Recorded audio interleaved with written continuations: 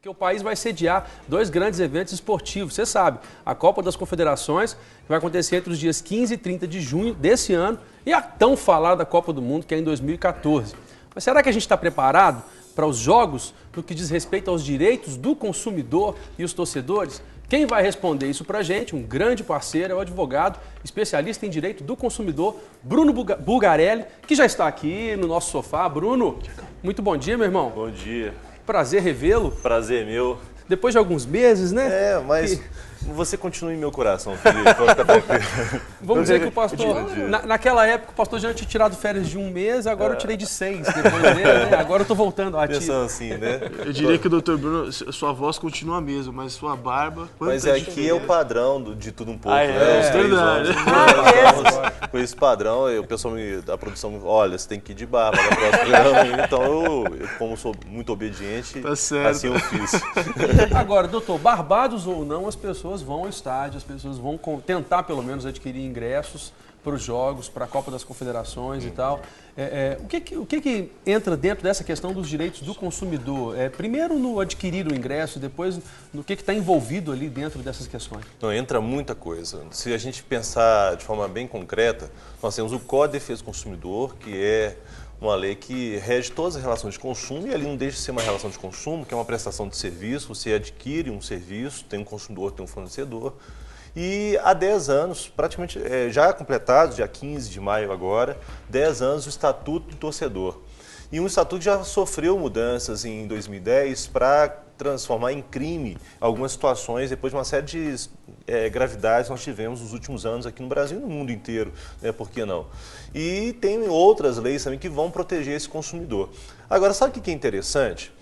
A gente ouve pelas redes sociais, lê nos jornais, vê na televisão, ouve nas rádios, consumidores e consumidores reclamando de uma série de problemas, só que esses consumidores continuam sem reclamar no local certo, que é nas ouvidorias especializadas nesses assuntos e nos órgãos de defesa do consumidor.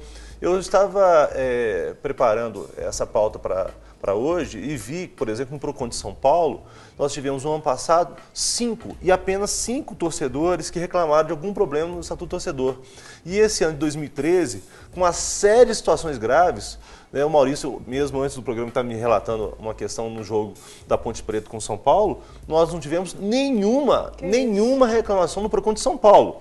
Até para falar dessa ação, doutor, esse jogo São Paulo e Ponte Preta foi realizado em Campinas, no Moisés Lucarelli. Sim. A Polícia Militar, antes do jogo, interditou o estádio, disse que não, parte do estádio, né, disse que não tinha condição de receber a torcida visitante por uma reforma que estava acontecendo.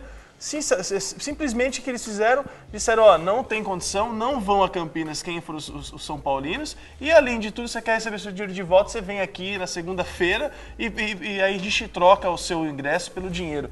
Eu fiquei assim, abismado com isso. Situação que foge de qualquer, não precisa nem de ter lei para isso, de qualquer senso, né, de obviedade, porque você tem um direito.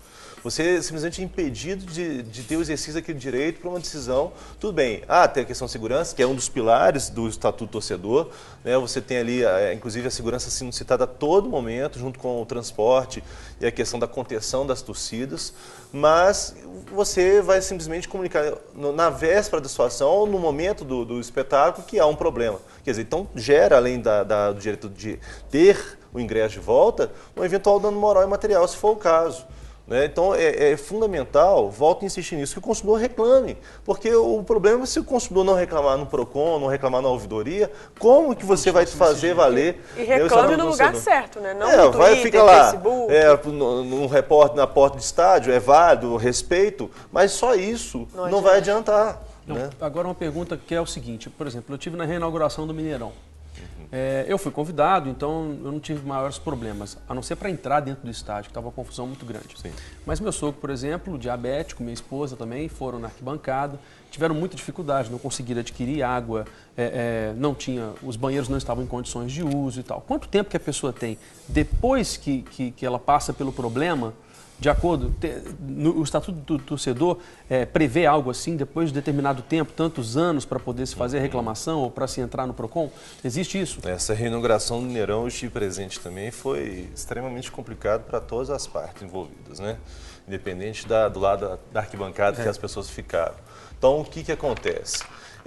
A gente tem que sempre ter a dinâmica dessas leis. O Código de Defesa do Consumidor é uma lei que a gente chama de lei geral. E aí tem as leis especiais, como, por exemplo, o Estatuto do Torcedor, que fala de forma específica dessa relação de consumo, torcedor, fornecedor do espetáculo esportivo. E que nos resume, e isso é importante ser dito, não apenas ao futebol, muito embora o brasileiro tenha essa vocação ao futebol, com aspas ou sem aspas, porque eu, por exemplo, não tenho vocação nenhuma para futebolista, muito embora eu goste de futebol muito, né? Mas o fato é o seguinte, aí aplica a lei geral, que é o Código de Defesa do Consumidor, os prazos do Código de Defesa do Consumidor. Então, se houve dano ao consumidor, e que é o caso, você tem um prazo de 5 anos para ingressar em juízo da percepção do dano. Então, é o prazo do Código de Defesa do Consumidor. Agora, se não houve um dano, se é uma questão outra de uma chateação, simplesmente e tal, é o prazo de 30 dias, porque é um serviço não durável, então é 30 dias a partir do final do espetáculo em si.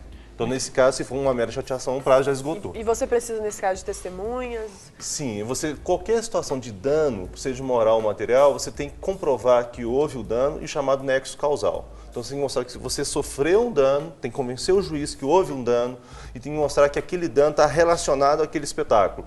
Por isso, que um dos requisitos do Estatuto do Torcedor é entregar ao torcedor, à torcedora, parte do ticket, do canhotinho que seja, para comprovar que ele esteve ou ela esteve presente naquele espetáculo esportivo. Ou então, por exemplo, se houve algum dano lá dentro, isso também é uma prova de nexo causal e assim por diante. Quanto mais provas, melhor, doutor. Quanto mais provas, melhor. Até mesmo se for o caso, um boletim de ocorrência, recortes de jornal para comprovar o fato. Inclusive, até dentro de todos os estados tem uma delegacia que é pronta para isso. Tem uma delegacia e tem um juizado. Que já responde que já, inclusive, pode resolver essa situação ali naquele momento, não só civil, mas criminal. Sim. Deixa eu até estender uma outra pergunta, que é essa aplicação, é o plano de ação realmente do Estatuto do Torcedor. A gente sabe, doutor, tem assim, eu poderia entrar aqui num tema, inúmeros temas que envolvem a torcida. Estávamos até falando assim dessa venda do Neymar e dizendo que o Neymar foi, que o Brasil perdeu porque o Neymar foi para fora, e o futebol brasileiro perdendo porque não tem estrutura para segurar os seus craques. E aí eu vi outros comentários e a gente chega à conclusão que realmente a estrutura Europa, a estrutura até mesmo Ásia, acho que Estados Unidos, é completamente desproporcional à estrutura brasileira no que tange a estádios, respeito ao torcedor. E isso tem influenciado demais, até mesmo na rentabilidade dos clubes e na aplicação desse plano de ação do Estatuto. Queria que você falasse um pouco sobre esse plano de ação. Esse plano de ação ele é citado vários momentos no Estatuto do Torcedor. E também, se é para apontar pontos negativos no Estatuto de não ter sido cumprido, é exatamente o plano de ação é o citado por todo especialista no Estatuto do Torcedor e no Código de Defesa do Consumidor. Esse plano de ação ele tem 3 pontos. Você deve planejar com grande antecedência questões sobre segurança, transporte e contenção das torcidas.